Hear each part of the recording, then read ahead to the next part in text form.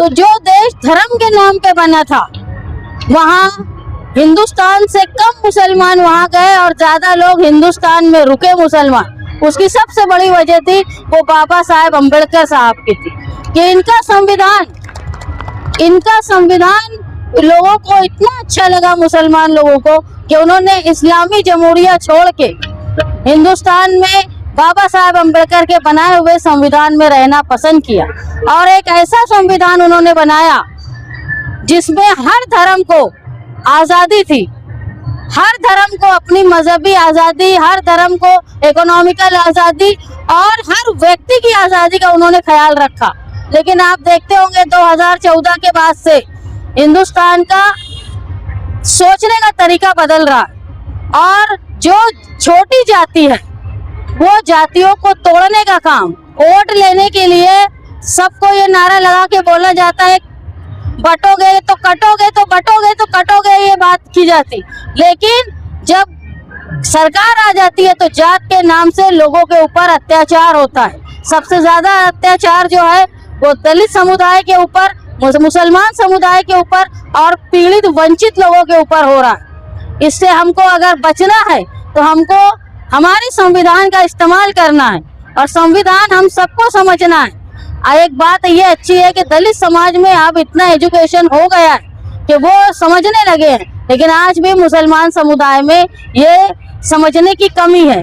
आप जिस तरह हम हमारी धार्मिक किताब पढ़ते हैं, आप लोग जो है संविधान पढ़ते हैं और आप संविधान पे पालन करते हैं। आज अगर हिंदुस्तान में हम मुसलमान और वंचित पिछड़े हुए लोग जी रहे हैं तो वो सबसे बड़ी वजह जो है वो बाबा साहेब अम्बेडकर के संविधान की है।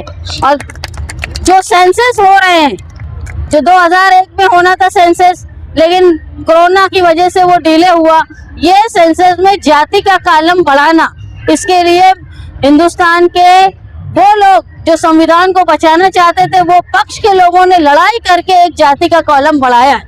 अब अगर हम गलती करेंगे, जिस तरह बताया गया कि धर्म के कॉलम में बौद्ध समाज आप लिखे और जाति के कॉलम में जो जिस जात का होगा, मातंग हो, दलित हो, जो उस कॉलम में आता होगा, ऐसा बताया कि 59 जाति आती है, वो उसको आप ध्यान से डालो। लेकिन वे मेन बात जो मुझे समझ में आई इनके भाषण से कि जो हमारे धर्म का कॉलम है उसमें आप लोगों ने डालना चाहिए बौद्ध समाज। और हमारे यहाँ भी आपके भाषण के बाद मैंने ये समझा कि मुसलमान लोगों को भी ये समझ के काम करना चाहिए। अभी जो महासभा आखिरी हुई, मेयर साहबा यहाँ बैठी है, इन्होंने एक महासभा स्पेशल ली जिसमें हमने ये तय किया था कि जो BLOs हैं उसके साथ साथ जो सेंसस में काम करने वाले उनके साथ कारपोरेशन सहायक देगी। सहायक देने का मतलब ये था कि जो उनको आगे का रास्ता बताएगी। तो यहाँ ऐसे लोग हैं, the Buddhist society of India के लोग, आप भी यही काम कर रहे हैं। तो मैं आपसे विनती करती हूँ कि आप ऐसे सहायक लोगों को मिलकर समझाकर या अपने लोगों को सहायक बना के कारपोरेशन की तरफ से जो अच्छी से गाइडेंस करे और जो हमने एक लड़ाई लड़ी है जाति के कॉलम की, उसमें सही मालूमात आना चाहिए। इसके लिए हमको मिलकर कोशिश करना चाहिए। इन दलित समाज और मुसलमान समाज को अलग नहीं किया जा सकता। आज ये परिस्थिति है कि जहां हम हरा झंडा देखेंगे वहां एक ब्लू झंडा हम जरूर देखेंगे। हिंदुस्तान में हर शहर, हर बस्ती में दलित और मुसलमान साथ में रहते हैं और हमारी कोई लड़ाई धर्म की नहीं है। हमारी लड़ाई ये है कि जिस तरह आपको पिछड़ा और वंचित माना जाता है, वैसे ही मुसलमानों को पिछड़ा और वंचित माना जाता है। और हमारे लिए हमारा संविधान काफी है। इसलिए हमारे आने वाली पीढ़ियों को भी हमको संविधान से प्यार करना और संविधान को सिखाना बहुत जरूरी है। जिस तरह आप सेंसस के ताल्लुक से लोगों को बता रहे, आने वाले दिनों में मैं ये चाहती हूँ कि हर पिछड़े समाज के लोगों को आपको संविधान भी समझाना चाहिए, क्योंकि संविधान वो शक्ति है जिससे हर आदमी आज़ादी से जी सकता है। और जो ऐसे लोग हैं जो 1-2% जो हिंदुस्तान पर राज करना चाहते, उनके सपनों को ठेस पहुंचाने का काम ये संविधान करेगा। मैं ये मानती हूँ कि संविधान हमारी शक्ति है और संविधान हमको जीने का ढंग सिखाता है। और हिंदुस्तान में अगर रहना होगा तो संविधान के साथ रहना होगा, नहीं ये किसी के बाप का हिंदुस्तान नहीं। आपने यहाँ बोलने का मौका दिया, मैं आपकी शुक्रगुजार। मैं बाबा साहब अम्बेडकर के जन्मदिन के अवसर पर मैं 135वें जन्मदिन पर मैं आप सभी को शुभकामनाएं देती हूँ। अस्सलाम। आपल्या सर्वांसाठी रिपीट करतो, या वर्षापासून केंद्र सरकारने जनगणनेची मोहीम सुरू केलेली आहे। जनगणना ही तर 10 वर्षांनी केंद्र सरकार करत असतो, परंतु आपण पाहतो की 2011 नंतर भारत देशामध्ये जनगणना ही झालेली नाही आहे। आपल्या सर्वांची मातृसंस्था भारतीय बौद्ध महासभा तथा the Buddhist society of India यांच्या वतीने या देशातील सर्व बौद्धांना एक आव्हान करण्यात आलेलं आहे की या जातीय जनगणनेच्या कॉलममध्ये आपण काय म्हणून आपला उल्लेख करायचा आहे। भारतीय बौद्ध महासभेच्या वतीने त्या संबंधितली नियमावली जाहीर केलेली आहे आणि नाशिक पूर्व जिल्ह्याच्या वतीने आज आपण येथे या स्टॉलच्या माध्यमातून समस्त जनतेला या संदर्भातील अपील करत आहोत। खरं म्हणजे ज्यावेळेस जातीय जनगणना होते त्यावेळेस सरकारी कर्मचारी हे आपल्या घरोघरी येत असतात आणि आपल्याला आपली माहिती विचारून ती माहिती त्यामध्ये ते भरत असतात। माझं आपल्या सर्वांना चॅनलच्या माध्यमातून आणि इथे असलेल्या सर्व लोकांना आव्हान आहे की आपण आपल्या सर्वांनी जातीच्या कॉलममध्ये आपण ज्या कुठल्या जातीशी संबंधित आहोत, म्हणजे जर शेड्यूल कास्ट अर्थात अनुसूचित जातीमधील असू तर आपण त्याच्यामध्ये जातीचा उल्लेख करायचा आहे।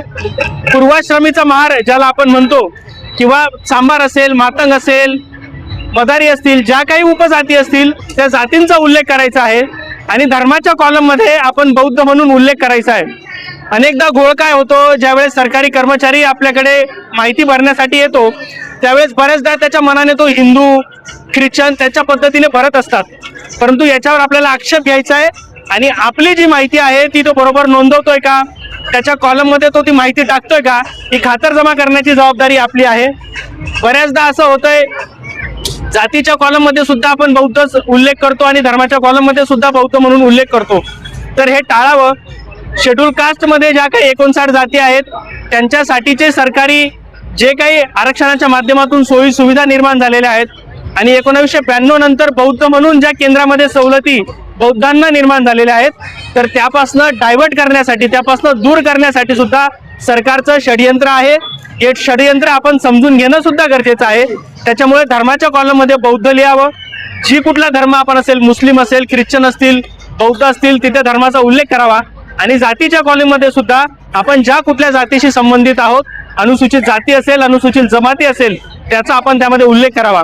खरं म्हणजे भारतीय बौद्ध महासभेनं सुद्धा बौद्ध धर्माच्या अनुषंगाने अनेक गोष्टींची अपील केलेला आहे। पाली भाषेला सुद्धा अभिजात भाषेचा दर्जा मिळाला पाहिजे, ही त्यातली दुसरी मुख्य मागणी आहे। गेल्या वर्षी मराठी भाषेला अभिजात भाषेचा म्हणजे जी प्राचीन भाषा आहे, ज्याचा याच्या संस्कृतीशी संबंध आहे, अशा भाषेचा दर्जा मराठी भाषेला दिलेला आहे आणि तो पाली भाषेला सुद्धा मिळावा ही आपली मागणी आहे। पाली भाषा ही या देशातली मूळ भाषा आहे आणि तथागत गौतम बुद्ध असतील त्यांच्या काळापासून, शाक्य काळापासून ही भाषा आपली लोकभाषा होती, ज्याला आपण म्हणतो, ज्यातनं देवाणघेवाण सर्व गोष्टींचं व्हायचं, तर ती पाली भाषा आज मृत भाषेच्या कठड्यावर उभी राहिलेली आहे। त्याच्यामुळे आपल्या सगळ्यांची जबाबदारी आहे की या भाषेचं संवर्धन झालं पाहिजे, त्याचं जतन झालं पाहिजे। आणि मी पुन्हा एकदा म्हणतो की धर्माच्या कॉलममध्ये आपण सर्वांनी बौद्ध म्हणून उल्लेख करायचा आहे आणि जातीच्या कॉलममध्ये आपापल्या जी कुठली जातीशी तुम्ही संबंधित असावं त्याचा उल्लेख करावा। या दोन प्रमुख गोष्टी या जनगणनेमध्ये आपल्याला करायच्या आहेत। त्यानिमित्तानं मी आपल्या सर्वांशी संवाद साधतोय। बाबासाहेब आंबेडकरांच्या 135व्या जयंतीनिमित्त आपल्या कुटुंबाला पुन्हा एकदा शुभेच्छा आणि आपण सर्वांनी लक्षात ठेवायचे की धर्माच्या कॉलममध्ये बौद्ध म्हणून या देशामध्ये आपली नोंद झाली पाहिजे, याची आपण सर्वांनी काळजी घ्यायची आहे। मला सगळ्यांनी ऐकून घेतलं त्याबद्दल आपल्या सर्वांचे धन्यवाद। जय भीम। पूर्ण जय भीम। बऱ्याच वर्षाच्या कालावधीनंतर आपल्या देशामध्ये जनगणना चालू होत आहे, तर या जनगणनेमध्ये नोंदी करत असताना समस्त शोषित, उपेक्षित, पीडित समाजाला खूप काळजी घ्यावी लागणार आहे।